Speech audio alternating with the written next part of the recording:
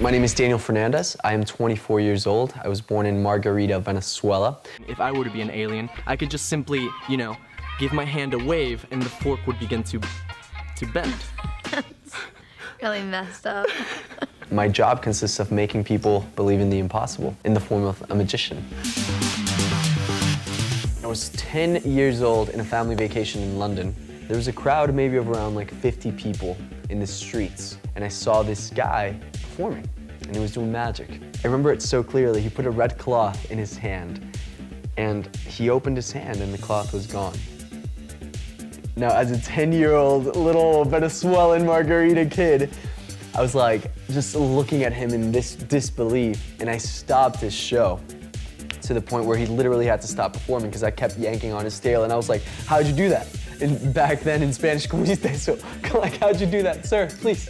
And then he didn't tell me how he did it, but he did lead me to a magic store. I bought my first trick, and that was my hook. 14, 15 years old, and I knew I wasn't gonna go to a traditional college. And I auditioned for the Academy of Dramatic Arts out here, an acting school, an acting conservatory, and thankfully I got a scholarship, and I came out here kind of like with that safety net, quote unquote. I knew I had a talent for magic, and so I wanted to showcase this to people I admired and looked up to in the form of celebrities. And so I knew that in order to be where I wanted to be, I had to surround myself with the people who are doing what I want to be doing. And so the answer was red carpet premieres. I asked Mother Google, I'm like, when is the next red carpet premiere? And it was The Words by Bradley Cooper.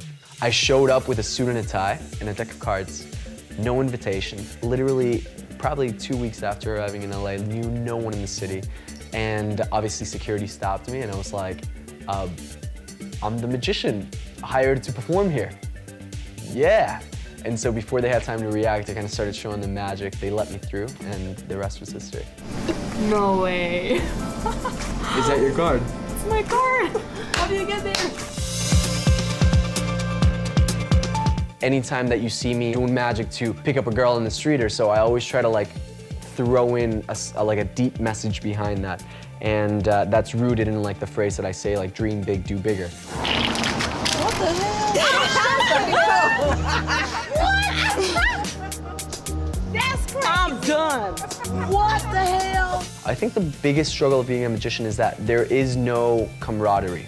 If you're an actor or so, you need people to act. You know what I'm saying? And so you create a film or you do a play or so, and then you have that sort of connection with people who are in on it with you, and you're creating this thing together.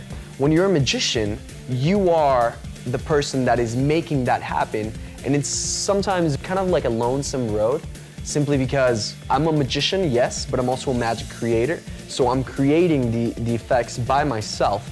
I'm performing the effects with people, and that's what I love about it, honestly. Like, if you ask me what I love about magic, it would be how people react and how people soak in what it is that I'm doing.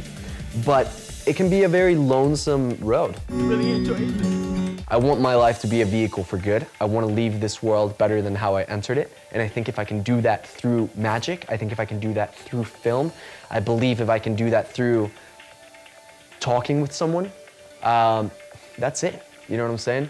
I just don't, I don't fear death, but I definitely fear not accomplishing what I need to accomplish before I die.